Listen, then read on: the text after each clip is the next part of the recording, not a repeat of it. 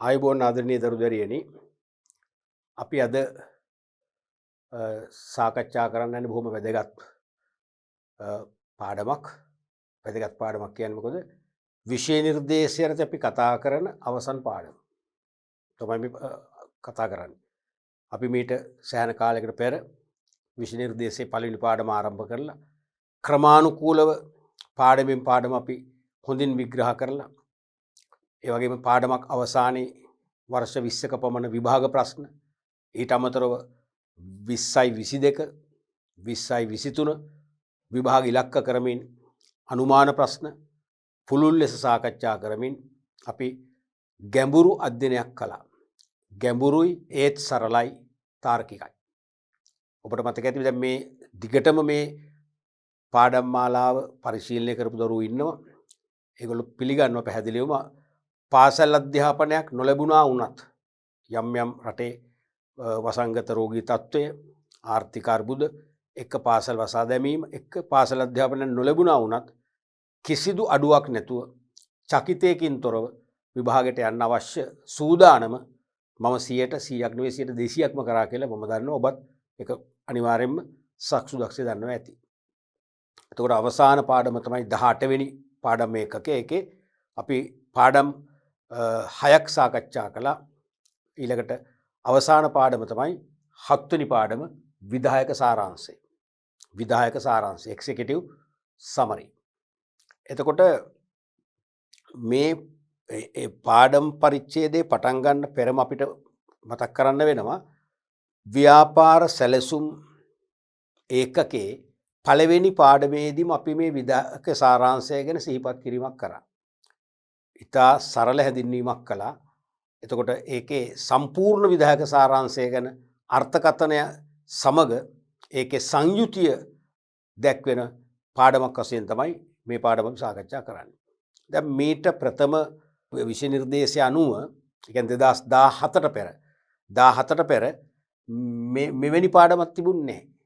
ඒ කියන්නේ මේක ආරම්භයේදීම පළවෙනි පාඩමේදීම හඳුන්වා දීමටම ඇතුළත් කරලා නිම කරා. ගුරුවත් පොත හදලා තිබුණොත් එහෙමයි. නමුත් ගුරුවත් පොත සහ විෂය නිර්දේශය අලුත් කිරීමෙන් පස්සේ 2017න් පස්සේ මේක වෙනම පාඩමක් වශයෙන් අරගත්තා. ඒක ඇත්තටම හොඳයි. හේතුව ව්‍යාපාර සැලැස්මක වටිනාම අංගය තමයි විධායක සාරාංශය. වටිනාම අංගය. දැන් පුවත්පතක් අපි අතර ගත්තම පත්තරයක අපි හිතමු පත්තරේ මුල් පිටුව තියෙනවනේ දරුවනේ. ඒ කියන්නේ මේන් හෙඩ්ලයින් එක තියෙනවනේ. මේන් හෙඩ්ලයින් එක ඊට අමතරව තව හෙඩ්ලයින් ගණනාවක්ම තියෙනවනේ. ඒ පත්තර පිටුව අපි එළියට අරගෙන ඉතුරු පත්තර කෑල්ල පමණක් වෙළෙන්දෙක් ඔබට විකුණනවා නම් ඔබ ඒක මිලදී ගන්නවද? උත්තරේ මොකද්ද? මිලදී ගන්නේ නැහැ. අපි හිතමු ඔය ලුහුඩු දැන්වීම, මරණ දැන්වීම වගේ පිටුවක් අයින් කරලා පත්තරේ දුන්නොත් සමහරට අපි ගන්නවා. මොකද මම දන්නවා 90%ක්ම එවැනි දැන්වීම් පිටු කියවන්නේ. එවැනි දැන්වීම් පිටුවක් කියවන්නේ දැන්වීමෙන් ලබා දෙන සේවාව අපේක්ෂා කරන අය පමණයි. පොදුවේ කියවන්නේ නැහැ. පොදුවේ සෑම කෙනෙක්ම පත්තරේ මුල් පිටුව කියවනවා. මොකද ඒකේ තමයි පත්තරේ හරය තියෙන්නේ.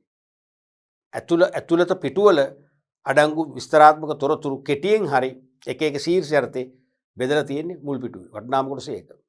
ඒ වගේ පත්තරයක් එනං ඕනම කෙනෙක් නෙමෙයි බොහෝ අයනේ දැන් මම නම් පුද්ගලිකව එදත් අදත් සමහරට හෙටත් මම පාසලවදී සිටම පත්තර බලනවා බලන්නේ මොකද්ද ක්‍රීඩා පිටුව. ඒ මගේ පුරුද්ද. මට ක්‍රීඩා පිටුව කියවල තමයි සෙසු පිටු කියවන්නේ. ඉතින් එහෙම අය කලාතුරකින් ඉන්නේ නේ. වෙනස් අය සාමාන්‍යයෙන් පොදුවේ ගත්තම මුල් පිටුව කියවනවා. ඒ වගේ ව්‍යාපාර සැලැස්මක් පරිශීලනය කරන අය ගත්තොත් 99%ක්ම ව්‍යාපාර සැලැස්මක් අතරගත් වහාම කියවන පරිච්ඡේදය තමයි විධායක සාරාංශය. ඒකයි මම කිව්වේ මේක වෙනම පාඩමක් වශයෙන් මේ නව නිර්දේශයෙන් ඉස්මතු කරපු එක හොඳයි කිව්වේ ඒකයි. ඒක හොඳ තීරණයක්.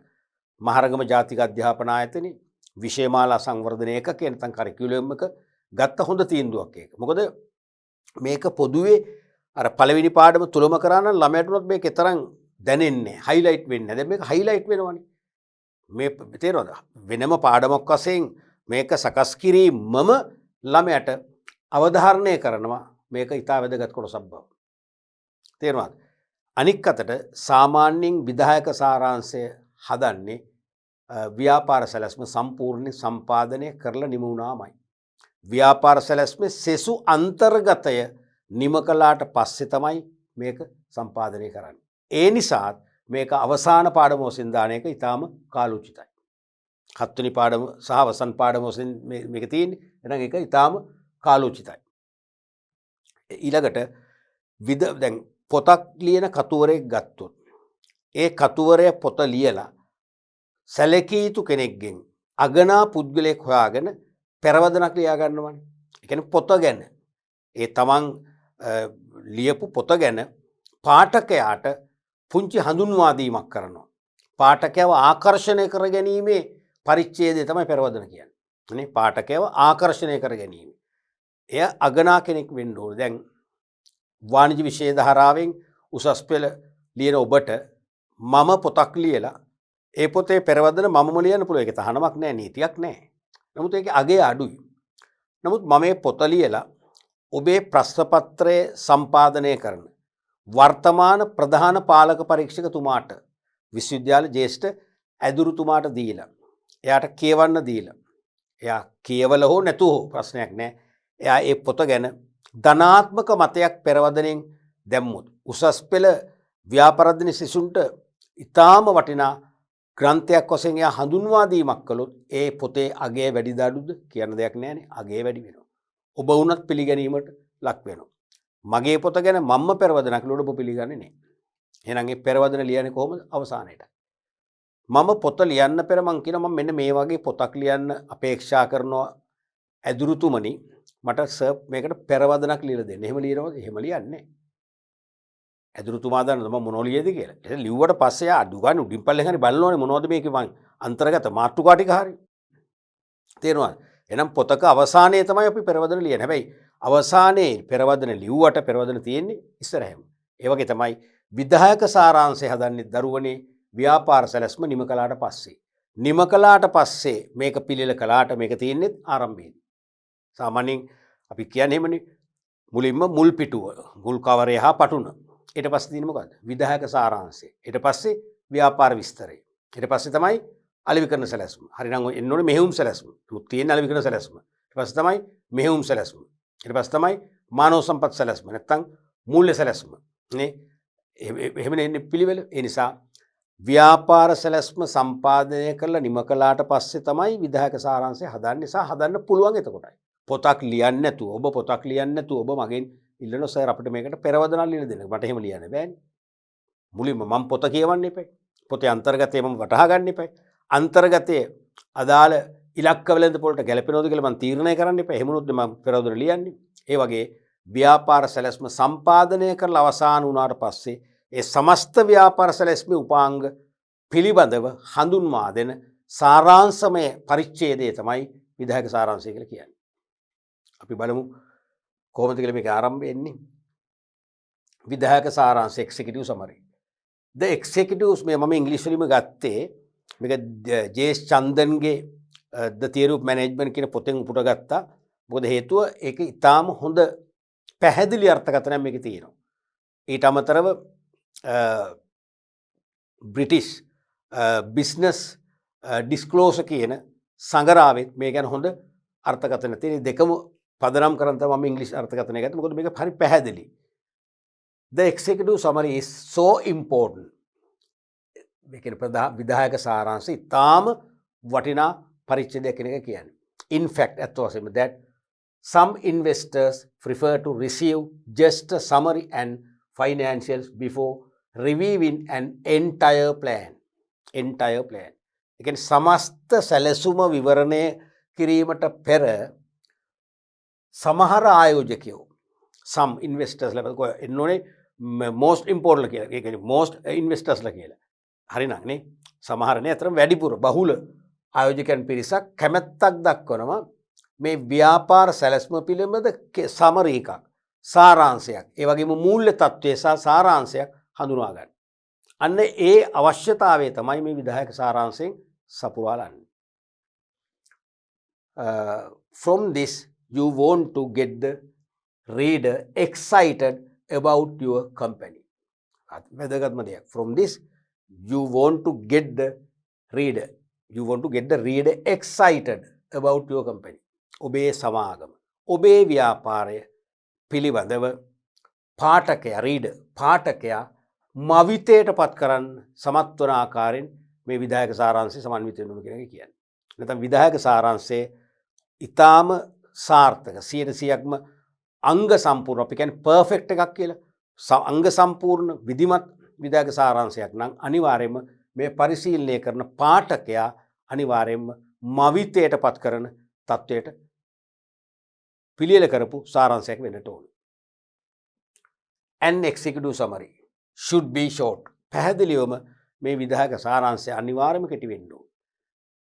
පිටු 4 5 10 15 විස්තර නැහැ. මොකද එහෙම කියවන්නේ. හිතන්නකෝ පත්තරයක මේන් හෙඩ්ලයින් එක ප්‍රධාන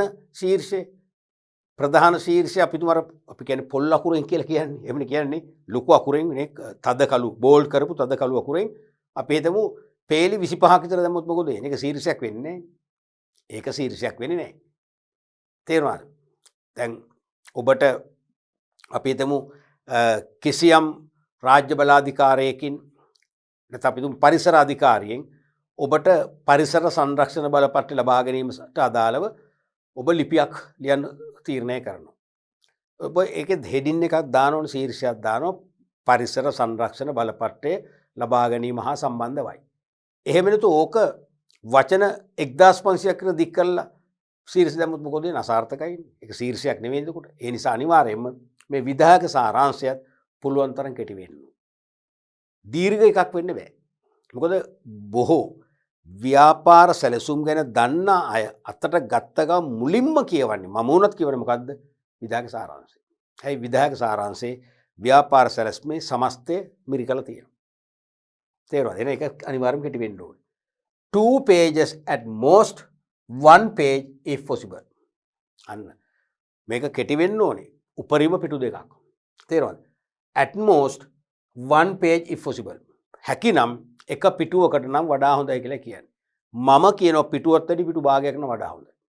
පිටු භාගයෙන් අපිට කියන්න පුළුවන් කියන්නේ සමස්ත ව්‍යාපාර සැලැස්ම කැටි කරලා සාරාංශ කරලා පිටු භාගයකින් පිටු 3 කාලෙකින් වගේ කියන්න පුළුවන් නම් ඉතාම හොඳයි. මොකද සාමාන්‍ය කාර්ය බහුල ආයෝජකයන්, කාර්ය බහුල ව්‍යාපාරිකයන්, කාර්ය බහුල ඇල්මැති පාර්ශවයන් සාමාන්‍යයෙන් විනාඩි 2කින් 3කින් උපරිම 5කින් මේ විධායක සාරාංශ කියවන්න උත්සාහ කරනවා. මොකද මේක කියවල තමයි තීරණය කරන්නේ සමස්ත ව්‍යාපාර සැලැස්ම කියවනවද නැද්ද කියන එක. පත්තරේ මුල් පිටුවේ හෙඩ්ලයින් බැලුවම අපි දන්න දේවල් කියනකොට තියෙන්නේ. අපි දන්න දේවල් ටික තමයි තියෙන්නේ. අලුත් නිවුස් එකක්, නිව් නිවුස් එකක් නැහැ. ශීර්ෂ බලමින් පත්‍රේ කියවන්නේ. අපි හෙඩ්ලයින් වලින්ම නවත්තනවා.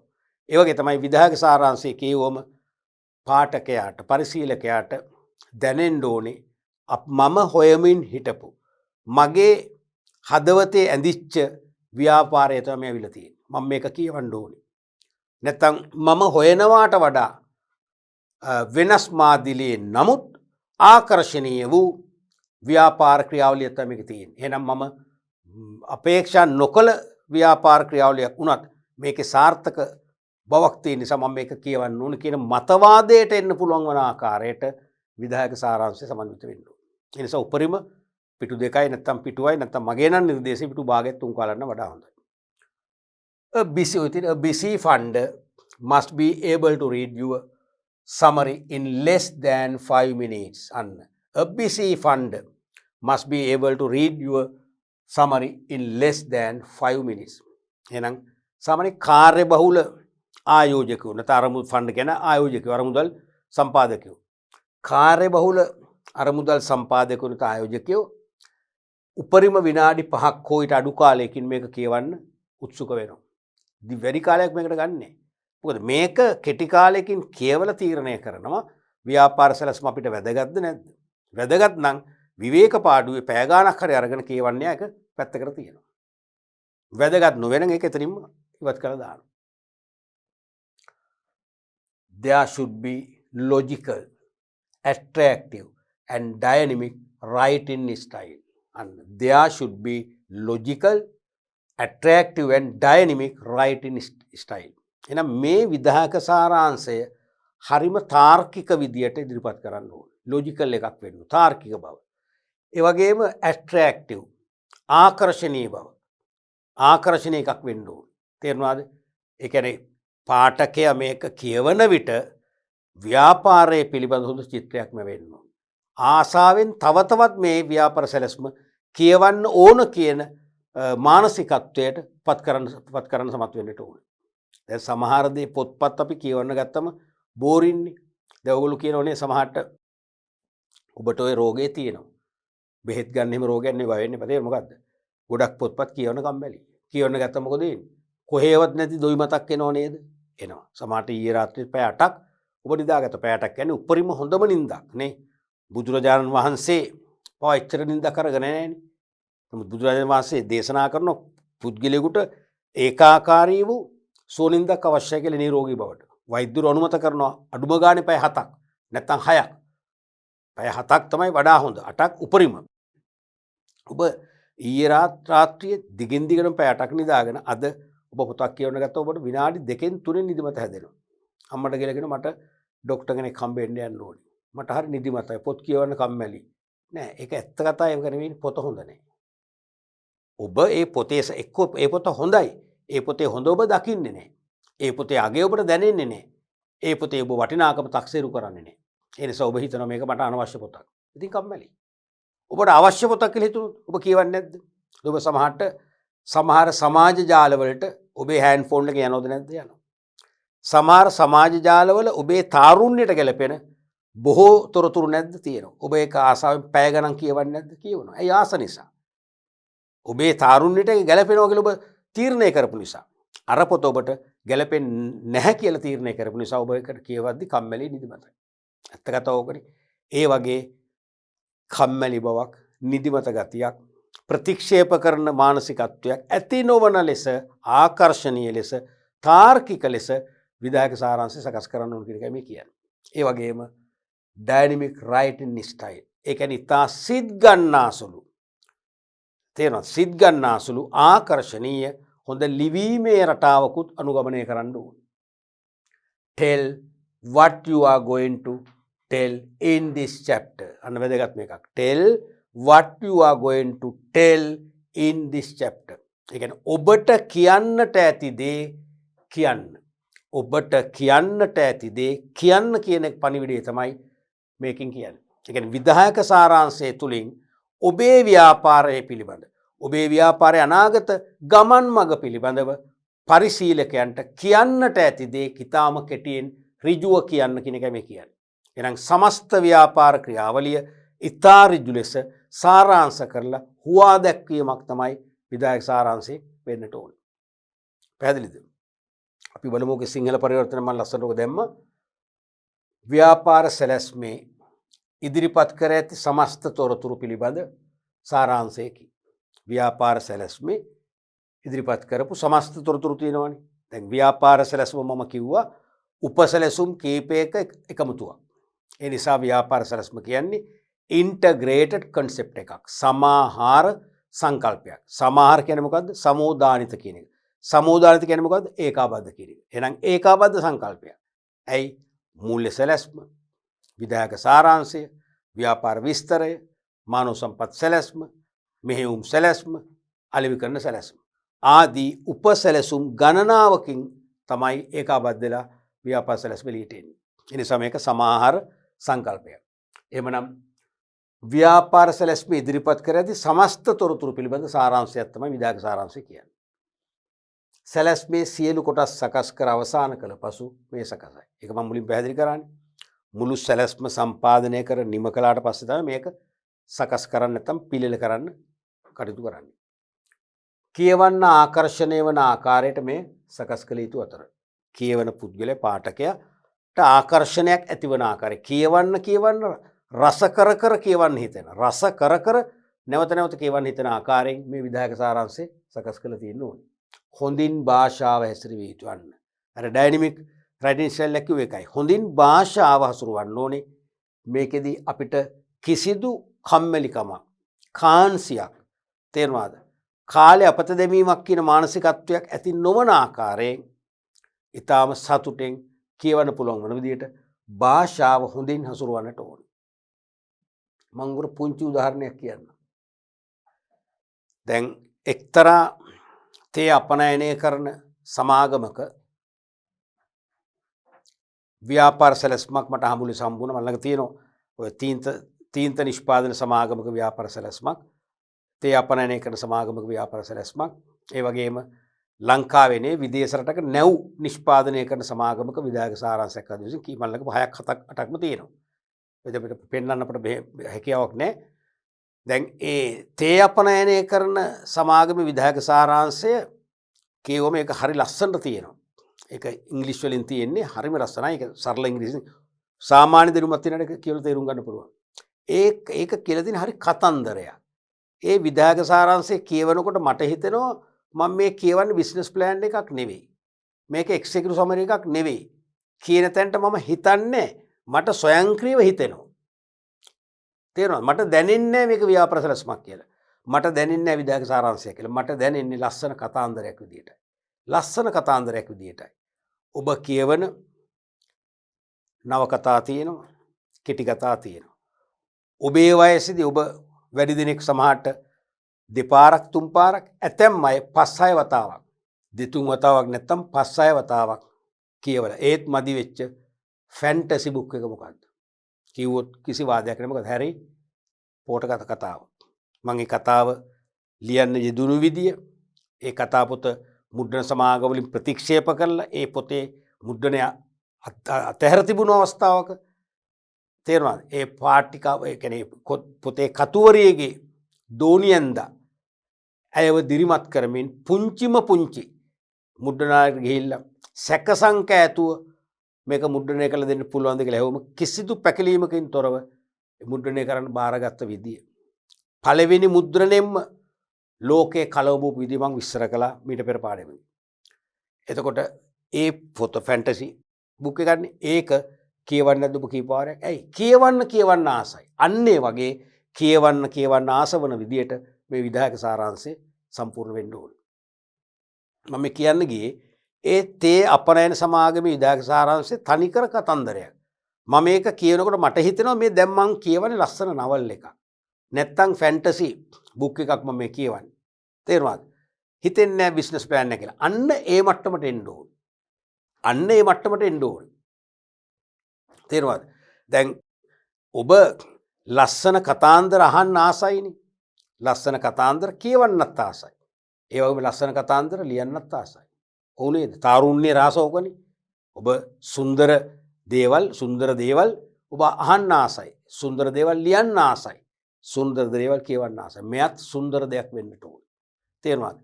ඒ තේ අපනයන සමාගම අපූර්වට කියනකොල්ලන් කතන්දරයක් විදියට එක්තරා පුද්ගලයෙක් නම් ඒ පුද්ගලයා බොහොම දුප්පත් ගම්මානයක ගැමි පවුලක ඉපදෙනවා. පුංචි කාලේ මන්ද පෝෂණයෙන් පුදුම විදිහට පීඩා විඳිනවා. එයා පවුලේ අයත් කොන් කරනවා. ඒ මන්ද පෝෂණයනේ. පවුලේ තමන්ගේ සහෝදරස් තමන්ගෙම එක බඩවැල කඩාගෙන ආපු සහෝදරනුත් කොන් කරනවා. හොඳ වෙලාවට මේ ලෝකයේ උතුම්ම වස්තුව කවුද? අපේ අම්මා. ඒ අම්මා මාව කොන් කරන්නේ. අපේ අම්මා මාව කොන් කරන්නේ නැහැ. අපේ අම්මා මට ලෝකෙට වඩා මට ආදරය කරනවා. මගේ ලෝකයේ අම්මා, අම්මාගේ ලෝකයේ මමයි. මට දැනුනේ විදියටයි. මට කිසිම කොන්ක්‍රීට් කරේ නැහැ. කෑම කන්න ගියත් මට කෑම නොදෙන්න තරමට මගේ සහෝදරයන් කැමති. නමුත් මගේ අම්මා හොඳම කෑම ටික මුලින්ම මගේ පිගාන්ට දාලා වහලා තියලා අනිත් අය නොපෙනෙන්න මට කවනවා. මට අවශ්‍ය බෙහෙත් ගෙනත් දෙනවා. ඇය කුසගේ හිටපු වාර අනන්තයි. ඔහොම ලස්සන කතන්දරයක්. මේ කතන්දරේ කියවනකොට මොකද වෙන්නේ? අපේ ඇස් වලට කඳුළු වෙනවා. දැන් කතාව නවත්තන්න හිතෙනවද? නවත්තන්න හිතෙන්නේ නැහැ. ඔබ සමහරට දැන් වෙන වැඩකට ගිහිල්ලා ඇවිල්ලා නැත්නම් තේ බීලා රැයට කෑම කාලා කියවනවා කියලා තමයි නිකන් බොහොම විනාඩි දෙක තුනක් කියවන්න ගත්තේ. නමුත් දැන් මොකද වෙන්නේ? සියල්ලම තකයි මේක කියවගෙන යනවා. අන්න ඒ ශෛලිය තියෙනුන මේකට. ඒකයි ඩයිනමික් රයිටින් ස්ටයිල් කියන්නේ. තේරෙනවද? භාෂාව හොඳින් හසුරුවන කෙනේ ඒකයි. මේක කෙලින්ම කතන්දරයක් විදිහට ආකර්ෂණීය කතන්දරයක්. කියවන්න හිතෙන. කියවන්න ආස හිතෙන ආකාරයේ ලිවීමේ ශෛලියක් තියෙනවා. තියාර ලස්සන කියන යාට පස්සේ ඉස්කෝලේ ගියපු විදිය, ඉස්කෝලේ අධ්‍යාපන ලැබපු විදිය, එයාට තේවතු වලින් ලැබූ ආස්වාදය, තේවතු වල සුන්දරත්වය දැක්කම ඇතිවෙච්ච ආසාව, ඒකත් එක්ක එයා හිතනවා කවදා හරි මම මේ තේ වලින් ප්‍රයෝජනයක් ගන්නවා, මමත් මේ තේ ආශ්‍රිතවම ව්‍යාපාර හිමියෙක් වෙනවා කියලා මම පුංචි සංදියේ මගේ හිතේ අදහසක් සිහිනයක්ම වෙනවා. ඒ සිහිනය මම සැබෑ කරගන්න සෑහෙන දුක් කන්දරාවක් වින්දයින් බිඳක් තමයි මම මේ කියන්නේ කියලා තව චුට්ටක් යාගේ කියලා යාගේ ව්‍යාපාරයට ප්‍රවේශ වීම, ඒ වගේම බාධක මුණ ගැසීම, බාධක වලට නොබියව මුහුණ දීම, අභියෝග බාර ගැනීම, අවසානයේ ලංකාවේ අංක 1 ව්‍යාපාරිකයෙක් බවට පත් වෙමින් එකවරක් නෙවෙයි, දෙවරක් නෙවෙයි, පිටම සිව්වතාවක්ම ජනාධිපති අපරණ සම්මාන වලින් පිදූ ලැබූ බවත් ඔහු කතාව කියනවා. දැන් මේ විධායක සාරාංශයේ ලියන්නේ කතුවරෙක් තමයි. නමුත් කතුවරයා ලියන්නේ අර ඇත්ත ව්‍යාපාරික විදියටයි. දැන් මම නම් ව්‍යාපාරේ මම තමයි කතාව කියන්නේ. ඔබ මොකද වෙන්නේ? කතුවරෙක් කියනවට වඩා මගේ කතාව මම්ම කියනවා නම් ඔබ ඒක කියවන්න ආසයි. ඇත්තටම ලියන්නේ කතුවරයා තමයි. නමුත් ඔබ දන්නේ නැහැ නේද? ඔබට හිතෙන්නේ ඇත්තම ව්‍යාපාරිකයා තමයි මේ කියන්නේ. පුංචි කාලේ මන්ද පෝෂණයෙන් සමාජයෙන් කොන් වූ, තමන්ගේ ප්‍රාථමික සමාජය වූ, තමන් ජීවත් වන නිවසෙන් කොන් වූ, ලෝකේ උතුම් වස්තු අම්මාගේ රැකවරණයෙන් පනගැන්වුණු ජීවිතයක් තමයි මේ දෙවන්ත ව්‍යාපාර ලෝකේ පෙරමුණගත් ව්‍යාපාරිකයෙක් වෙන්න කියන අදහස හොඳින් මේ විධායක සාරාංශය තුල ඇතුළත් කරනවා. ඒකෙන් පාඨකයා මවිතයට පත් කරනවා. පාඨකයා අමන්දානන්දයට පත් කරනවා. පාඨකයා ප්‍රීති ප්‍රමෝදයට පත් කරනවා. ඒක තමයි වෙන්නට ඕනේ. ඒ නිසා විධායක සාරාංශය කියන්නේ වගේ සිත් ගන්නාසුළු ආකර්ශනීය ඡේදයක් වෙන්නට ඕන කියන එක මේ කියන්නේ. සැලැස්ම සම්පූර්ණයෙන්ම කියවන්නේද නැද්ද යන්න තීරණය වනුයේ මෙම කොටසේ ඇති අන්තර්ගතය හා ඉදිරිපත් කර ඇති ආකාරය මතයි. ව්‍යාපාර සැලැස්ම සම්පූර්ණයෙන්ම කියවනෝද නැද්ද කියලා තීන්දුව කරන්නේ මේ සැලැස්මේ තියෙන අන්තර්ගතයත් ඉදිරිපත් කළ ආකාරයත්. මම කියුවා තේ අපරණ කරන සමාගමේ හිමිකරුවා කරන විදියට ඒ විධායක සාරාංශයේ ප්‍රකාශය එයාගේ වෙන විදියකින් කියනවා එයාගේ ජීවිත කතාවේ බිඳක් ඒකට බද්ධ කරමින් ඒ ව්‍යාපාරයේ සමස්ත ක්‍රියාකාරීත්වය අපූර්වට මැච් කරලා තියෙනවා. අන්න තේරෙනවා ඩයිනමික් රයිටින් ස්ටයිල් එක උපරිම භාවිතයට අරන් තියෙනවා. එතකොට පරිශීලකයින්ට මෙය කියවූ පසු ව්‍යාපාරයේ පිළිබඳ චිත්‍රයක් මනසේ නිර්මාණය වන පරිදි මේ සම්පූර්ණ කළ යුතුයි. කොටින්ම විධායක සාරාංශයේ කියවා නිමවන විට ව්‍යාපාරය ගැන සම්පූර්ණ චිත්‍රයක් අපට වෙන්න ඕනේ. අපි යම් නවකතාවක් කියනවා නම් ඒ නවකතාව තුලින් කියවෙන මොකද වෙන්නේ? කියවන දේ අපට චිත්‍රයක් විදිහට සිහිර නැගෙන්න ඕනේ. මඩොල් දුව කියන නවකතාව ඒවා ලංකාවේ කීර්තිමත් කතුවරයෙක් වන මාටි වික්‍රමසිංහ මහත්මයා මඩොල් දුව නවකතා පොත තුලින් එයා මොකද කරන්නේ? එක්තරා ලස්සන දූපතක් නිර්මාණය කරන අපේ සිත්වල. සමහර නවකතා කියවන අපිට එහෙම දෙයක් නිර්මාණය වෙන්නේ නැහැ. කියවුවතරින් ඉවරයි. නෑ. මඩොල් දුව කියවලා නිම වෙද්දී අපට මඩොල් දුව කියලා මන කල්පිත දූපතක් අපේ සිතේ ඇදෙනවද නැද්ද? ඇදෙනවා. මගේ සිතෙත් ඇදුණා. මම දෙපාරක් ওই පොත කියවුවා. මම දෙපාරෙදිම එකම විදියට මම ලස්සන දූපතක් මවා ගත්තා. නමුත් මම හිතන 3-4 වාරයක් මම මගේ මිත්‍රයොත් එක්ක ඥාතින් එක්ක මඩොල් දුවට යන්න ඉදුණා. මඩොල් දුව කියන දූපත බලන්න ගියාම මම දැක්කා මම හිතෙන් මවාගත්ත මඩොල් දුව කියන චිත්‍රය නෙවෙයි තියෙන වෙන චිත්‍රයක්. නමුත් මඩොල් දුව නවකතාවට ගැලපෙන දූපත එතනක් තියෙනවා. මගේ හිතේ මං කලින් ඇඳගත්තෙත් ඒකට ගැලපෙන දූපතක්. අන්න ඒ වගේ ව්‍යාපාරයේ සමස්තයක් වශයෙන් අපිට චිත්‍රයකට නැගෙන. තේරෙනවද? ව්‍යාපාරයේ පිළිබඳ චිත්‍රයක් අපේ මනසේ ඇඳගන්න පුළුවන් වන ආකාරයෙන් මේ විධායක සාරාංශය සකස් කරලා තියෙන්න ඕනේ. ඒ නිසා ව්‍යාපාර සැලැස්මක වටිනාකම, අගනාකම තීරණය කරන පරිච්ඡේදය තමයි විධායක සාරාංශය.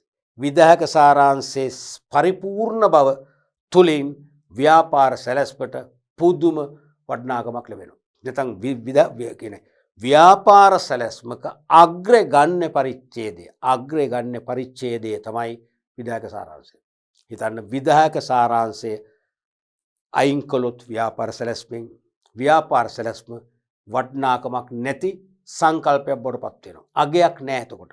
ඒ නිසා ව්‍යාපාර සැලැස්මක රැස් විහිදෙන්නේ විධායක සාරාංශය. විධායක සාරාංශය බොහොම නිර්මාණශීලී ආකර්ශනීය ලෙස තාර්කික ලෙස ඉතාම සාරාංශගතව සමස්ත ව්‍යාපාරය පිළිබඳ අදහසක් අන්තර්ගත කරනවා නම් එය තමයි ව්‍යාපාර සැලැස්මක මොකක්ද මූලික හදවත වෙන්නේ. ව්‍යාපාර සැලැස්ම කියන්නේ ව්‍යාපාර සැලැස්මේ හදවත තමයි විධායක සාරාංශය. විධායක සාරාංශය නැමැති හදවත ඉවත් කරොත් මොකද වෙන්නේ? ව්‍යාපාර සැලැස්ම කියන මනකල්පිත ජීවය මොකද වෙන්නේ? අනිවාර්යයෙන්ම අප්‍රාණික වෙනවා. පැහැදිලිද? ඒ නිසා ව්‍යාපාර සැලැස්මක ගැඹුර දැනගන්න නම් ව්‍යාපාර සැලැස්මකින් පෙන්눔 කරන ව්‍යාපාරයේ චිත්‍රය මවා ගන්නට ඕන නම් විධායක සාරාංශය කියවීමෙන් අපට ඒ චිත්‍රය මවා ගන්න ඒ අදාළ ව්‍යාපාරය පිළිබඳ අදහසක් ඇති කරගන්න හැකියාවල වෙන්න ඕනේ. ඒ නිසා ඊටාම ආකර්ශනීය හොඳ භාෂා ශෛලියකින් නිකම්ම කියන්නේ ව්‍යාපාරයකට මැච්චෙන නෙවෙයි නිකන් කියවන කෙනාව ආකර්ෂණය කරගන්න. කියවන කෙනාව මොකද කරන්නේ? අපි කියන්නේ රවටවා ගන්න. ඒ කියන්නේ කියවන කෙනා වෙනත් දේවල් වල තියාගෙන කියවන්න ගියාට මේක කියවන විට විනාඩි භාගයක් කියවන විට මේක මරු පරිච්ඡේදයක්. මේක මං කොහොම හරි ඔක්කොම කියවනවා කියලා මට්ටමට කියවන්න ඕනේ. ඒ විධායක සාරාංශ පරිච්ඡේදය කියලා නිමුණන් පස්සේ නෑ මම ව්‍යාපාර සැලැස්ම දැන්මම කියවනවා. අද රැටම කියවනවා. හෙට උදේට මම මේ කියවන්න ඕනේ කියලා මානසිකත්වයට පත් කරන්න පුළුවන් නම් ඒ විධායක සාරාංශය සාර්ථකයි. ඒ නිසා ඔබට දැන් දැනෙනවා විධායක සාරාංශයක් නොමැති ව්‍යාපාර සැලැස්මක් අපි කතා කරනොත් කැමති නෑ. විධායක සාරාංශයේ දුර්වල ව්‍යාපාර සැලැස්මක් අනිවාර්යයෙන්ම සාර්ථකයි. ව්‍යාපාර සැලැස්මක සාර්ථකත්වයේ මනින පරිච්ඡේදය තමයි මොකද්ද? විධායක සාරාංශය. ව්‍යාපාර සැලැස්මක් කියන්නේ ජෙට් යානාවක් නම් උඩුගුවනේ අඩි දහස් ගණනක් උස ලෝකේ රටවල් තරණය කරන ජෙට් යානයක් නම් ගුවන් යානයක් නම් ඒ ගුවන් යානයේ එන්ජිම හා සමානයි විධායක සාරාංශය. ජෙට් යානයක එන්ජින් එක ගලවලා අයින් කරොත් ඒක නිකම්ම නිකන් යකඩ ගොඩක් පමණයි. මිනිසාට භාවිතය කළ නොහැකි. සමහර පුංචි ළමයිට නැගලා සෙල්ලම් කරන්න පුළුවන් සෙල්ලම්යක් හදාගන්න පුළුවන් උපකරණ සෙල්ලම් භාණ්ඩයක් බවට පත් වෙනවා.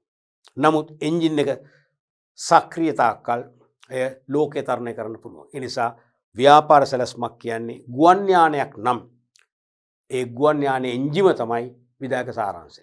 ඒ නිසා මේ විධායක සාරාංශය බොහොම බල සම්පන්නව බොහොම ආකර්ශනීය ලෙස සිත් ගන්නාසුළු ලෙස අනිවාර්යයෙන්ම පාඨකයාට කියවන්න ආසහිතන විදියට ඊටාම සාරාංශගතව ඉදිරිපත් කරනවා. එන සමස්ත ව්‍යාපාර සැලැස්ම පිළිබඳ මන අවබෝධයක් ඇතිවන ආකාරයට සමස්ත ව්‍යාපාර සැලැස්මේ අදහස් කැටි කර දැක්වීමක් තමයි විධායක සාරාංශය තුළ තියෙන්නේ.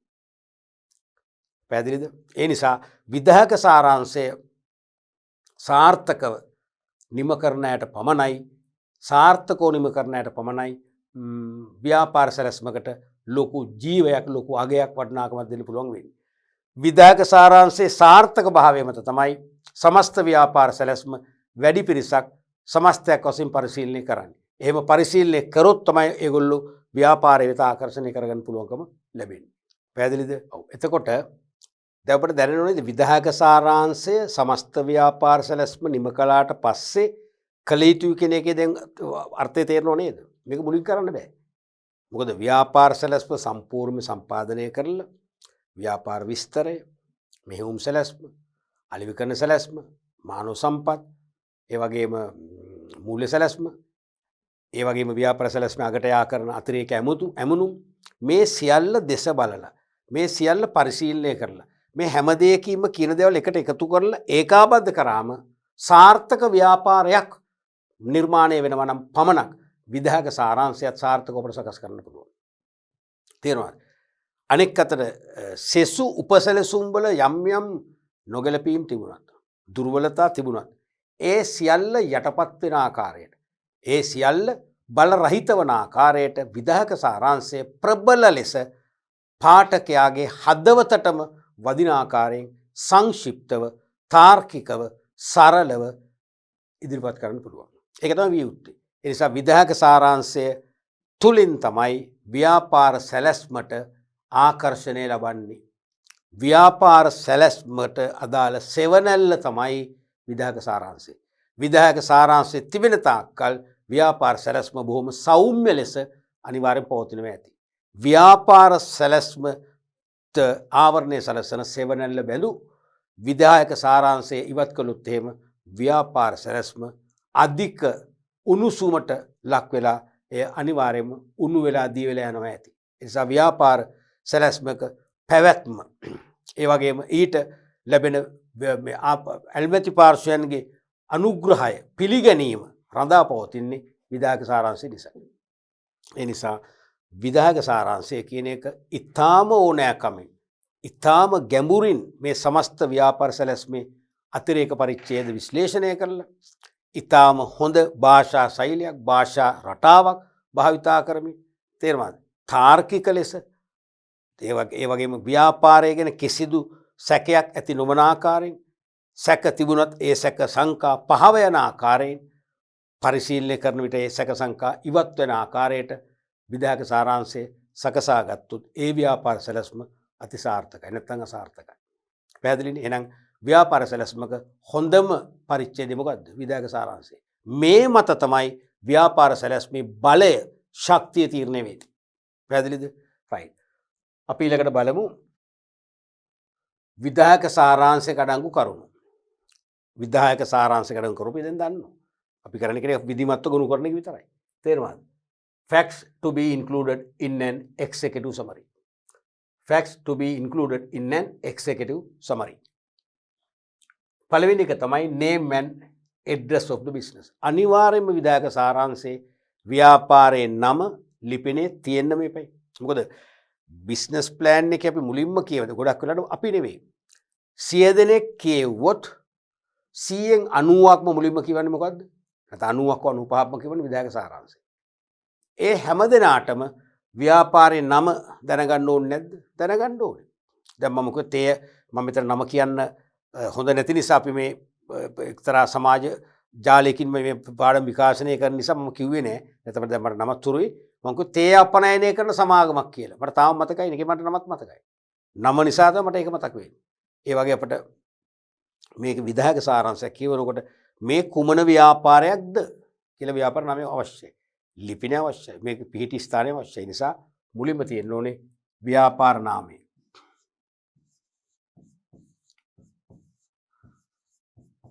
ව්‍යාපාර නාමය සහ එහි ලිපිනය තියෙන්න ඕනේ. ඊළඟ එක තමයි history of business. ඒක අවශ්‍යමයි. මම ඔය කියන තේ අපනයනය කරන සමාගමේ දැන් හිමිකරුවා විසින්ම විධායක සාරාංශය තුලට කරුණු ගොනු කර බවක්නේ කියවන්නේ. මුත් ඒක අපි දන්නවා අනිවාර්යයෙන්ම ලියන්නේ යා නෙවෙයි සමහරට යා වෙන්න පුළුවන් නේ. එයා උගත් කෙනෙක් නම් කළමනාකරන උපාධියක් කරපු කෙනෙක් නම් නේ වරලත් ගණකාධිකරණ විභාග සමත් වෙලා වරලත් ගණකාධිකාරීවරයෙක් නම් නැත්නම් වරලත් ගණකාධිකරණ සාතිකපත්ලාභියෙක් නම් සමහරට යාට හැකියාවක් තියෙනවා. යාම ලියුව වෙන්න පුළුවන්. බොහෝ විට ලියන්නේ යා නෙවෙයිනේ. නමුත් එතනදි බලන්න එයා කතන්දරයක් කියන්නේ. පුංචිම ගමක පිටිසර ගමක පුංචි පවුලක බෙදිලා පුංචි කාලේ මන්ද පෝෂණ ලක් වෙන ඒ තරම් අගහිකකම් පවුල් සමාජ නෘත්‍යයක් වොන් කරනවා. ලෝකේ උතුම් වස්තු අම්මා එයාව කොන් කරන්නේ අම්මගේ ආදරේ උණුම හැමෝටම වඩා ලැබෙනවා. අම්මගේ රැකවරණය ආරක්ෂාව ලැබෙනවා. ලස්සන නේ කතන්දරේ. එතනින් තමයි පටන් ගන්න. ඒක කියවන්න ආසයි. මේ මිනිස්සුර මොකද උනේ කියලා කුතුහලයක් අපට ඇති වෙනවා. ඊට පස්සේ යා කියනවා බොහොම අමාරුවෙන් ආයි පාසල් යවනවා. පාසල් අධ්‍යාපනයට කැමැත්තක් දක්වනවා. පාසලේදී පොයා මේ යහළුවන් අතර උසුළු විසුළු චරිතයක් බවට පත් වෙනවා. එයාට වැඩි වෙලා හිටගෙන ඉන්න බැරි වෙනවා. එයා කොයි වෙලෙත් වැටෙන්න බලනවා. ඒකෙදි එයා උසුළු විසුළු චරිතයක් බවට පත් වෙනවා. අනේ පව්. නමුත් ඔහුගේ උත්සාහයන් අත්තරින්නේ නැහැ. අන්න දැන් අපිට නැවත කුතුහලය විසි අපි නිතරම මනස කැළඹෙනවා. දැන් මේක අත්තරින් හිතෙන්නේ නැහැ. තේරුණා? අර යකා වැදගත් වගේ තමයි. දැන් මේක කියවන්නම හිතෙන්නේ. තේරුණාද? එහෙනම් ඒ වගේ ව්‍යාපාර ඉතිහාසයෙන් උන පටන් ගන්න. ඉතිහාසය හරිම සුන්දරයි. එහෙම නේද? ඉතිහාසය සුන්දරයි නේද? ඔයගොල්ලෝ පුංචිම කාලේ බලන්න මතක ඔබට යාළුවොත් එක්ක සෙල්ලම් කරන අවදී සමහරට මොන්ටසෝරි කාලේ මතක නැතුව ඇති. 2 වසර 3 වසර එහෙම මතකයිනේ. ඒ කාලේ අදට වඩා සුන්දර නැද්ද? ඒ කාලේ කොච්චර විනෝදයෙන් හිටියද? එකට කාලා බීලා එකම පුටුවේ වාඩිලා සමහරට ගැහණු පිරිමි ભેදයක් නැහැ. සුන්දර නැද්ද? අද ඊට වඩා බාධක නේද? ඔබ තාරුණ්‍යයේ ඉන්නේ. ඔබ ගැහැල්ලම එක ළඟ වාඩි වුණොත් සමහර සමාජය බලන සැකෙන් ඔබට සමාජ විරෝධය එල්ල වෙන්නේ. අර කාලේ එහෙම විරෝධයක් නැහැ නේද? පුංචි කාලේ ඔබෙන් ඇහුවොත් හොඳම යාළුවෝ තුන් දෙනෙක් නම් කියන්න කියලා ඔබ සමහරට පිරිමි දරුවෙක් නම් කියනවා ගැහැණු දරුවන්ගේ නම් තුනක්. කවුරුත් hina වෙන්නේ නැහැ. කවුරුත් සැක සංකා ඇතිව බලන්නේ. අද ඔබ තාරුණ්‍යයේ ඉන්නේ. ඔබ කිව්වොත් මගේ හොඳම යාළුවෝ තුන් දෙනා කියලා රමණි ගයනි අමනි කියලා කිව්වොත් මොකද වෙන්නේ? hina වෙනවා. සැක සංකා ඇතුව බලනවා. වැඩිහිටියෝ ඔබ කෙරෙහි බලන්නේ බොහොම අප්‍රසාදයෙන්. ඇයි මේ සමාජ විරෝධය? අදට වඩා එහෙනම් එදා සුන්දරයි නේද? ඒ වගේ ව්‍යාපාර සැලැස්මේ විධායක සාරාංශයට ඉතිහාසය හොඳින් ඇතුළත් වෙන්න ඕනේ. ඒ කියන්නේ ඉතිහාසයේ කටුකයි. ඒ කටුක බව මුදාහරිමින් තේරුණාද? කටුක බව මුදාහරිමින් ව්‍යාපාර ලෝකේ ජය කෙහෙලි නංවන ව්‍යාපාරයක් තත්වයට ආපු ගමන් මඟ ඉතා සරලව ඉතා සංක්ෂිප්තව මේක ඉදිරිපත් කරොත් තමයි මේ විධායක සාරාංශයේ විපුල ඵල ලබා ගන්න වෙන්නේ. තේරුණාද? එhmenan ව්‍යාපාර ආරම්භක ඉතිහාසය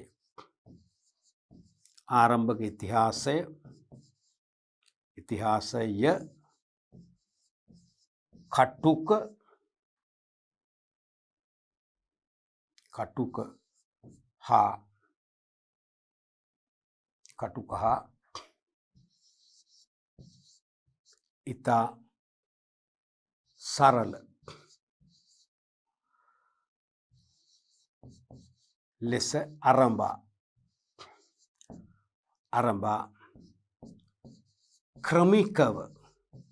ක්‍රමිකව වර්ධනය වී අද දක්වා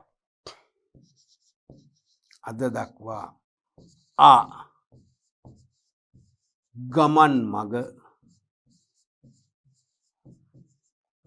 හොඳින් එලි දැක්විය යුතුය.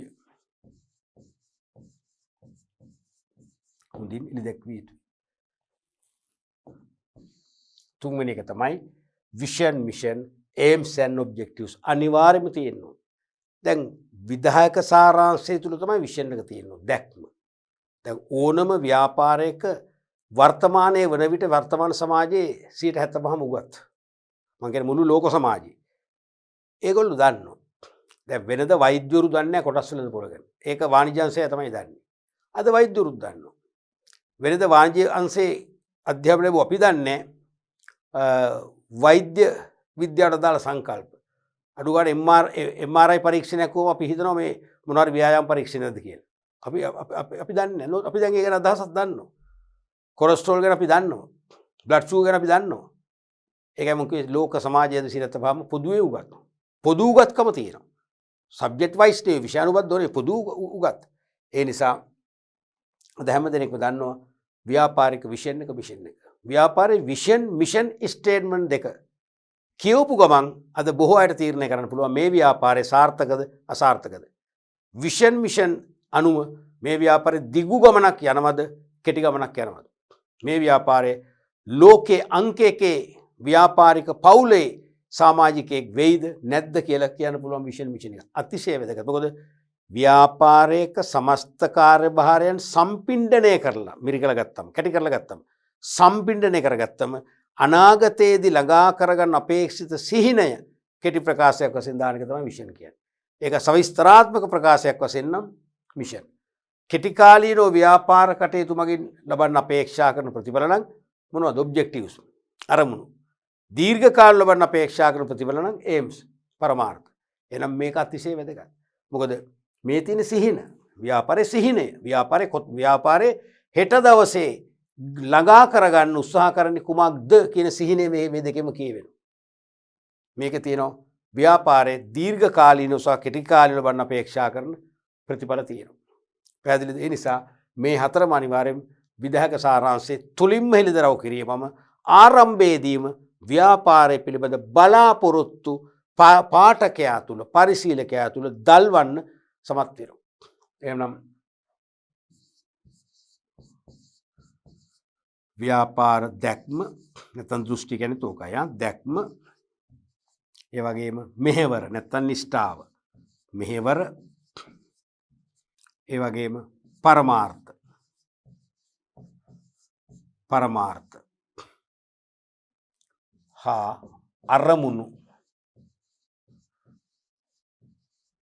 අරමුණු නිශ්චිතව ඒ කියන්නේ වැරෙන්න බෑ අපිට කියවපු ගමන් ටක් ගාලා රයිට් මේක තමයි විෂන් එක මේක තමයි මේගොල්ලන්ගේ මිෂන් එක මේක තමයි මේගොල්ලන්ගේ ඔබ්ජෙක්ටිව්ස් කියලා දැනෙන්න ඕන නිශ්චිතව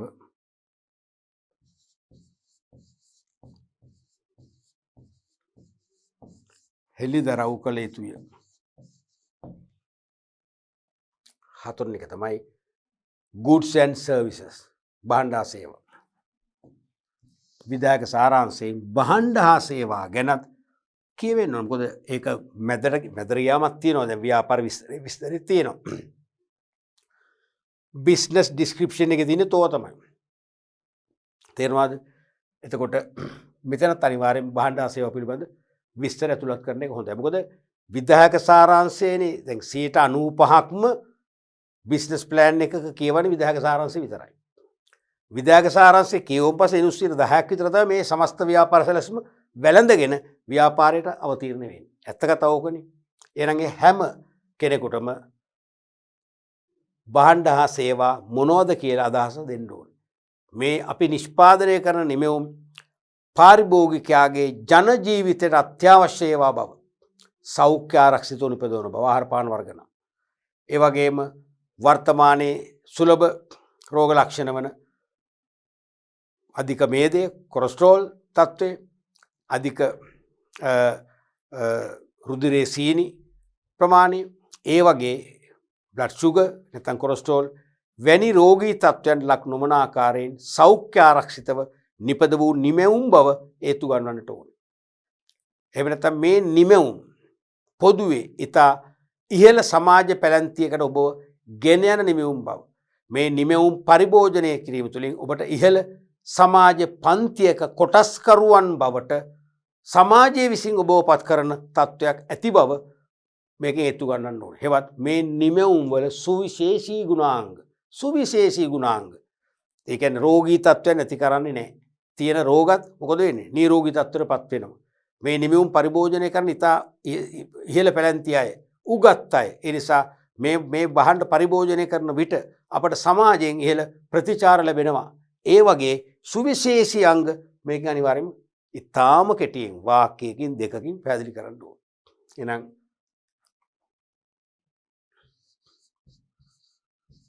නිපදවන එහෙම නැත්නම් සපයන විකුණන ආයතන නම් සපයන එකනේ කරන්නේ.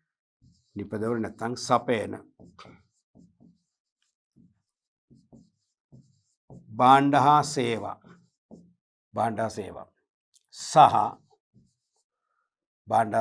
සහ ඒවායේ සුවිශේෂී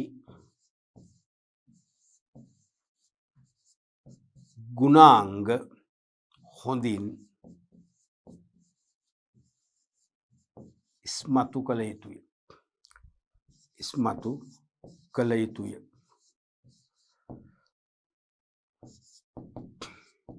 උදාහරණ සෞඛ්‍ය ආරක්ෂිත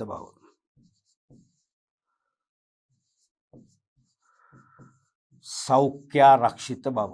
හොඳින් ඉස්මතු කරන්න ඕන. උදාහරණ එක. දෙවෙනි එක පරිභෝජනය තුළින් ඉහළ සමාජ වටිනාකම්, සමාජයේ ගෞරවය පිළිගැනීම, අගනාකම්, සමාජ වටිනාකම් නැත්නම් අගනාකම්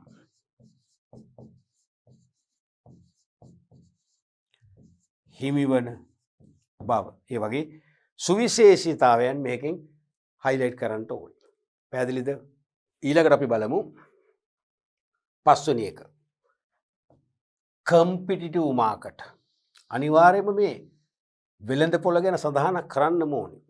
දැන් අපි අපේ ව්‍යාපාරය තුළින් හඳුන්වා දෙන භාණ්ඩ හා සේවා සපයන්න වෙන්නේ, අලෙවි කරන්න වෙන්නේ කුමන වෙළඳ පොළකද? තරගකාරී වෙළඳ පොළක නම්. ඒ තරගකාරී වෙළඳ පොළට ගැළපෙන ලෙස අපි මේ නිෂ්පාදිත සකස් කරලා තිබෙන බව ඒත්තු ගන්නට ඕනේ. ආයි කියන්න ගැටේ උගුරේ අවුලුණා. එහෙමනම් වෙළඳ පොළ තරංගකාරී වෙන්න පුළුවන්. පූර්ණ තරංකාරී වෙන්න පුළුවන්. කතපයාධිකාරී වෙන්න පුළුවන්. ඒකාධිකාරී වෙන්න පුළුවන්. ඒ පවතින වෙළඳ පොළ ස්වභාවයට ගැළපෙන්න තමයි අපි නිෂ්පාදිත බිහි කරලා තියෙන්නේ. ඒකාධිකාරී වෙළඳ පොළක් නම්, ඒ කියන්නේ වෙළඳ පොළට අවශ්‍ය භාණ්ඩය සපයන්නේ එකම එක සැපයුම් කරුවෙක් පමණක් නම්, ඔහුගේ ආධිපත්‍යයට වෙළඳ පොළේ ගනුදෙනු කරුවෝ යට වෙලා ඉන්නේ. ඔහු මිල වැඩි කරනවා, ක්වොලිටි එක බාල කරනවා, භාණ්ඩේ ප්‍රමාණය අඩු කරනවා, ඇසුරුම බාල කරනවා. ඒත් මිනිස්සුන්ට ගන්න වෙන තරක් නැහැ. අන්න ඒ තත්වයට අපි ඒ තත්ත්වේ පාලනය කරලා ගනුදෙනු කරුවාට සහනදායි වෙළඳ පොළ පරිසරයක් නිර්මාණය කළ හැකි පරිදි අපි නිෂ්පාදිත භාණ්ඩ සේවා සැලසුම් කරලා අපි හොඳ සූදානමක ඉන්නවා කියන පණිවිඩය මෙන්න මේ කොටසෙන් ඇතුළත් කරන්න පුළුවන්. ඒ නිසා තරගකාරී වෙළඳ පොළ පිළිබඳ කෙටි අදහසක් ඉදිරිපත් කරන අතරම අපි එම වෙළඳ පොළට අවතීර්ණය වී ගනුදෙනු කරුවාට අවශ්‍ය සහන සලසා දෙන්න සූදානමක ඉන්නවා කියන පණිවිඩය මේකෙන් අපි ලබා දෙන්න ඕනේ. එහෙනම් පවතින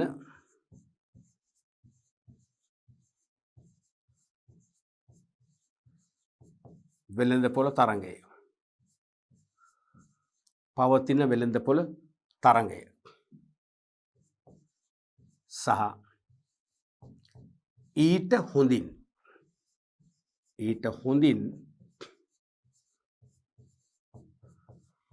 ප්‍රතිචාර දැක්වීමට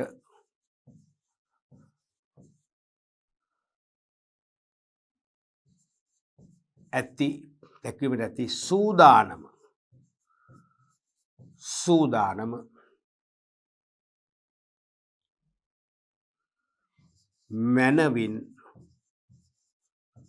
මැනවින් අවධාරණය කළ යුතුය.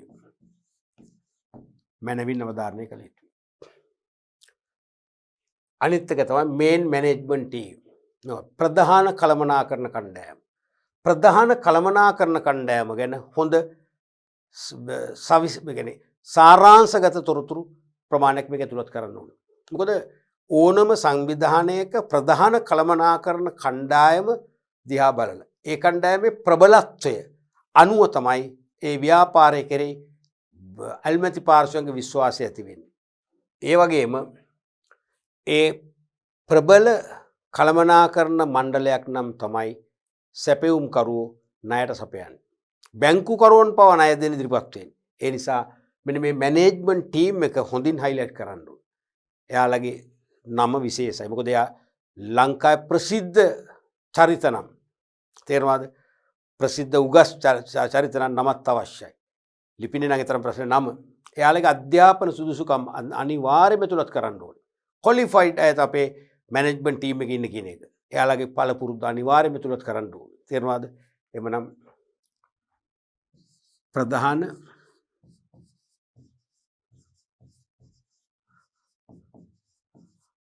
කළමනාකරණ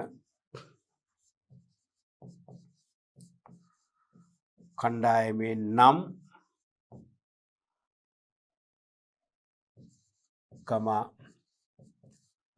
අධ්‍යාපන සුදුසුකම්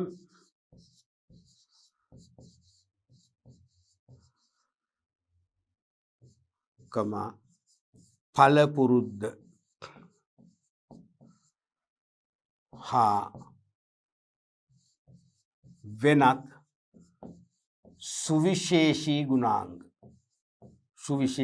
ගුණාංග මෙහි දැක්විය යුතුය.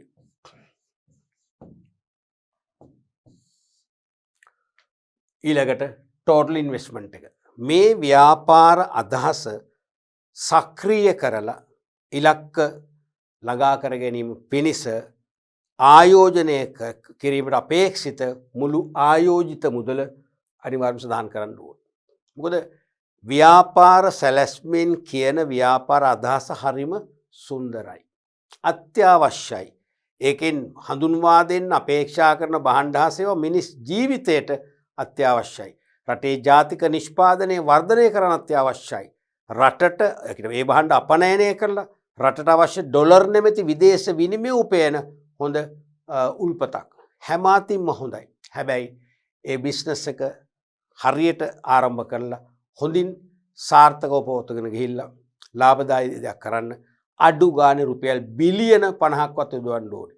නමුත් යොදවන්නේ බිලියන නෙවෙයි මිලියන 50ක් නම් අපි දන්නවා මේකෙන් කරන්න බෑ. ඇල්මැති පාර්ශ්වයට තේරුම මේකෙන් කරන්න බෑ.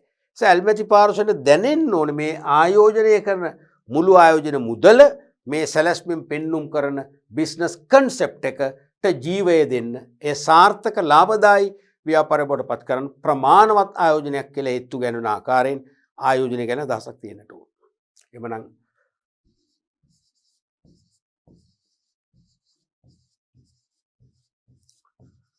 යෙදවීමට අපේක්ෂිත මුළු ආයෝජන මුදල සහ එහි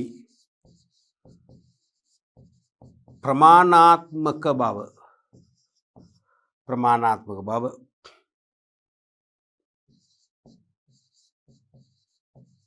පිළිබඳ නිවැරදි අදහස් මෙහි දැක්විය යුතුය. අනිත් එක තමයි expected loan amount. දැන් මුළු ආයෝජන මුදල අපි තුන් බිලියන 50යි. බිලියන 50න් බිලියන අපි හිතමු 25ක් හිමිකරුවන් විසින් යොදවනවා. නැත්නම් 30ක්. බිලියන 25ක් හෝ 20ක් නැත අඩු ප්‍රමාණයක් ණය ගන්න බලාපොරොත්තු වෙනවා. ඒ ණය වලින් ඒ ණය අරගෙන ආයෝජනය තුලින් වාර්ෂිකව උපයන ලාභ තුලින් මේ ණය ඊටාම පහසුවෙන් ආපසු ගෙවා පියවා දැමීමේ ශක්්‍යතාවයද මේ කොරසින් පෙන්눔 කරන්න ඕනේ. නැත්තම් බිලියන 25ක ණයක් කොමත් මොකද වෙන්නේ? ඇඟ හිතලා වෙන්න පුළුවන් සමහර අයගේ. ණයට සපයන්න කැමති අය ණයට සපයන්න නැතුව ඉන්න පුළුවන්. සේවකයෝ ව්‍යාපාර රැකියාව බාර නොගන්න පුළුවන්. ඇයි බංකොලොත් වෙන්න පුළුවන් කියලා. තේරෙනවද? බැංකු ණය නොදී ඉන්න පුළුවන්. ඒ නිසා එහෙම අදහස් ඇති නොවන ආකාරයට ඒ කියන්නේ ඇල්මැති පාර්ශ්වයන්ට මේ ණය ප්‍රශ්නයක් නෑ. මේ ණය මීට වඩා ගත්තත් ප්‍රශ්නයක් නෑ. මේකට ගෙවන්න පුළුවන් කියන පණිවිඩය අදහස මනසට ඇතුල් වෙන්න පුළුවන් විදිහට මේ පරිච්ඡේදය ඇතුළත් කරන්න ඕනේ. එවනම්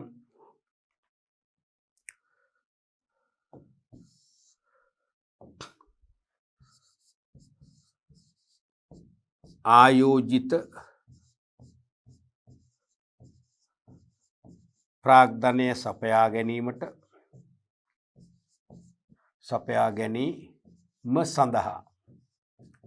සඳහා ලබා ගැනීමට අපේක්ෂිත. තාම ලබා ගත්තේ නැහැ. ලබා ගැනීමට අපේක්ෂිත ණයතොරතුරු සහ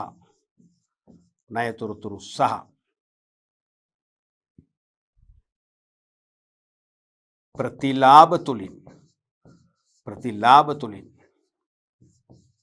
එම ණය පහසුවෙන් ආපසු ගෙවා දැමීමේ හැකියාව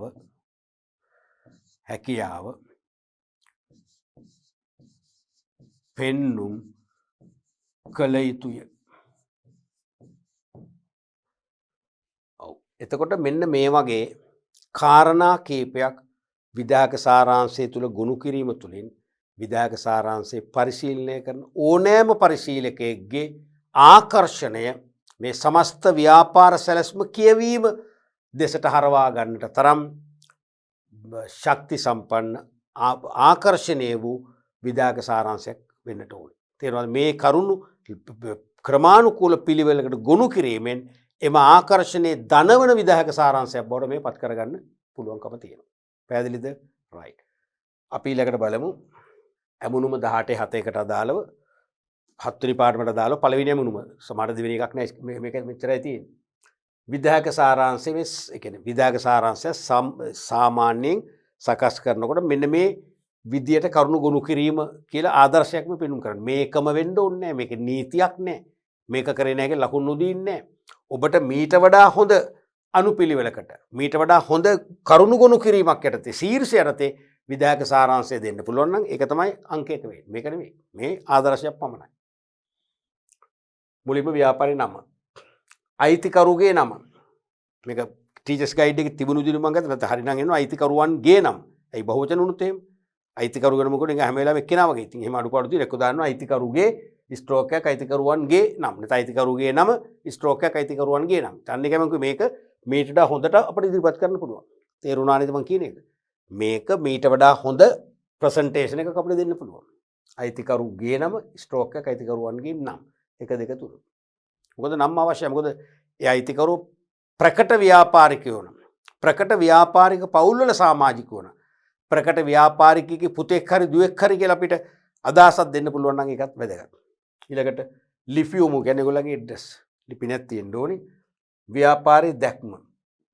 ඒ කියන්නේ විෂන් එක, විෂන් ස්ටේට්මන්ට් එක, ඒ වගේම මිෂන් ස්ටේට්මන්ට් එක තියෙන්න ඕනේ. මොකද මේ විෂන් මිෂන් එක දිහා බලලා ව්‍යාපාරය පිළිබඳ චිත්‍රයක් මවා ගන්න පුළුවන්. විෂන් එකෙන්ම මේ ව්‍යාපාරය ඉතා සමාජශීලී තේරෙනවද? සුබවාදී ආකල්ප වලින් යුත් ව්‍යාපාරයක්ද?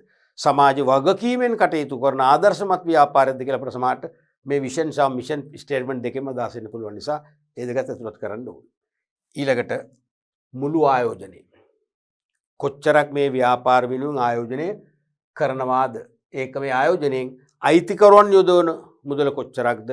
ණය ප්‍රාග්ධනය මගින් යොදන්න අපේක්ෂා කරන ප්‍රාග්ධනය කොච්චරක්ද කියලා පැහැදිලිවම සඳහන් වෙන්නට ඕනේ. එහෙනම් මේක ලියන්නම් මම. හිමිකරුවන්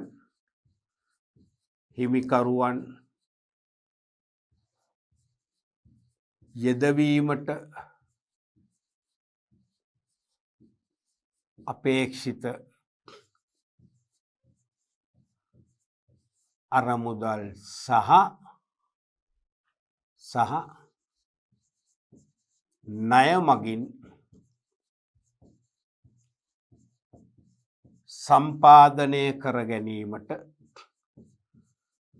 සම්පාදනය කර ගැනීමට යෝජිත අරමුදල් වෙනම පේන්න ඕනේ. අනික නිෂ්පාදනය කරන ලබන භාණ්ඩය නැත්නම් සේවාව එක්ක භාණ්ඩ හෝ සේවා ඒවා පිළිබඳ විශේෂ ගුණාංග ඒ භාණ්ඩා සේවාවල සුවිශේෂී බව පරිභෝජන ලැබෙන සමාජ පිළිගැනීම පරිභෝජන ලැබෙන සෞඛ්‍යමය ආරක්ෂාව පරිභෝජන ලැබෙන පාරිභෝගික පිරිවැය ඉතිරිවීම වෙනි සුවිශේෂී අංග මේක හයිලයිට් කරන්න ඕනේ. ඊළඟට තරඟ කිරීමට සිදුවන වෙළඳපොළ මේක චුට්ටක් ඔන්න ලියන්න. පරිභෝජනයෙන්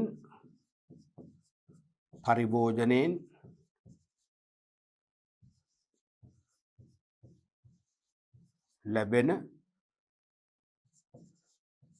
සුවිශේෂී ගුණාංග මේකේ හයිලයිට් වෙන්න ඕනේ. උදාහරණ ඉහළ ජීවන තත්ත්වය නැත්නම් උසස්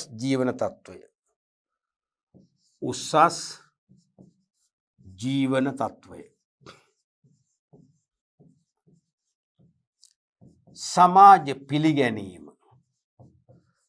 සමාජ පිළිගැනීම ඒ වගේම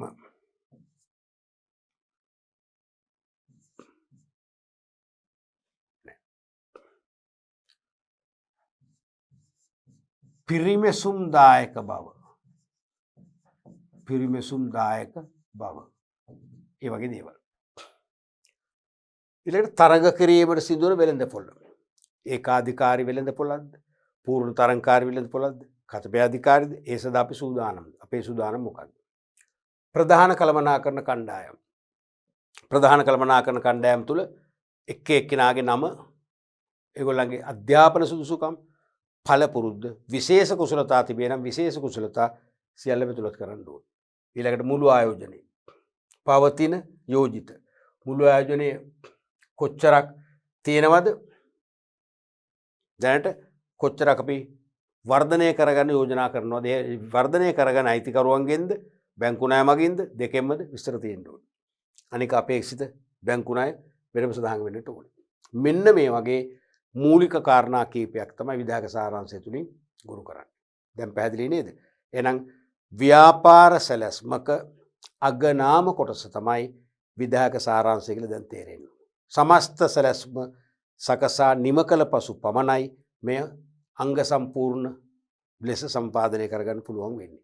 ව්‍යාපාර සැලැස්මක අගනාකම, වටිනාකම, නැත්නම් මිල හෝ අගය වැඩි කරවන ප්‍රධානම පරිච්ඡේදය තමයි බල සම්පන්නම පරිච්ඡේදය තමයි විධායක සාරාංශය. මේ සෙසු ව්‍යාපාර සැලැස්මේ සෙසු උපාංග වලට වඩා ආකර්ශනීය ලෙස හොඳින් භාෂාව හසුරුවමින් සිත් ගන්නාසුළු භාෂා ශෛලයකින් කියවන්න ආස හිතෙන, නැවත නැවතත් කියවන්න හිතෙන, එකපාරක් නැත්නම් දෙපාරක් තුන් පාරක් කියවන්න හිතන ආකාරයෙන් මේක ආකර්ශනීය ලෙස ඉදිරිපත් කරොත් තමයි ව්‍යාපාර සැලැස්මෙන් අපේක්ෂිත විපුල ඵල ලබා ගන්න පුළුවන්කම ලැබෙන්නේ. තේරුණාද? එhmenan සමස්ත විෂය නිර්දේශයම අපි අතිසාර්ථකව මේ සමග නිමව දකිනවා. අපි දැන්ට මාස කිහිපයකට පෙර ව්‍යාපාර පදනම කියන පාඩමෙන් මේ විෂය නිර්දේශය ආරම්භ කරලා ව්‍යාපාර සැලැස්ම කියන 18 වන ඒකකයෙන් අපි මේ විදිහට මේ විෂය නිර්දේශය නිමා කරනවා. මම නැවත මතක් කරනවා මේ මම කරපු විෂය නිර්දේශ විග්‍රහය තවත් වසර ගණනාවකට මේ රටේ දරුවන්ට ඉතාම හොඳ ධනාත්මක ප්‍රතිඵල ලබා ගන්න ජීවමාන ලෙස පවතිනවා ඇති. ඒකේ ප්‍රයෝජන ගන්න ඔබට බාල සහෝදර සහෝදරයන්ට මේ පණිවිඩය දෙන්න. මේ පාඩම් පරිච්ඡේද අදාළ සමාජ ජාලය ඔස්සේ ඇවිල්ලා පරිශීලනය කරන්න කියන්න. අනිවාර්යයෙන්ම ඔබට ප්‍රතිඵල ධනාත්මක විසක් ඍණාත්මක වෙන්නේ නැහැ. ඍණාත්මක මම කෝටි ගණක් වුණත් ඔබට ගෙවන්න තරම් සූදානම්. මම දන්න එහෙම ගෙවන්න වෙන්නේ කිසිම අඩුවක් නැතුව මම විෂය නිර්දේශය කළා. අඛණ්ඩව මේකෙන් ප්‍රයෝජන ගත්ත සිසුන්ට අනිවාර්යෙන් විභාගයේ ප්‍රතිඵල ලැබුණාට පස්සේ, විභාගේ ලිව්වට පස්සේ දැනේ, විභාග ප්‍රතිඵලවට පස්සේ සාක්ෂිමය ලෙස ඔබට දැනුවත්කමක් ලැබෙයි. ඔබට මේ පාඨමාලාවේ ප්‍රයෝජනයක් ලැබුණා කියන එක. අපි මේකේ තවදුරටත් මේ අන්තිම පාඩම් දෙකට දාලා විභාග ප්‍රශ්න සහ අනුමාන ප්‍රශ්න සාකච්ඡා කළේ නැහැ. අපි ඉදිරි පාඩම් වලදී ප්‍රශ්න ටිකත් සාකච්ඡා කරලා සමස්තයක් වශයෙන් අපේ මේ විෂය නිර්දේශය ඔබට ඉතා ප්‍රශස්ත ලෙස විභාගයට ලියන්න පුළුවන් දැනුම් සාගරයක් බවට පත් කරන්න උත්සාහ ගන්නවා. අපි එහෙනම් ඒ ප්‍රශ්න සාකච්ඡාවේදී නැවත හමු වෙමු කියලා අපි බලාපොරොත්තු වෙනවා.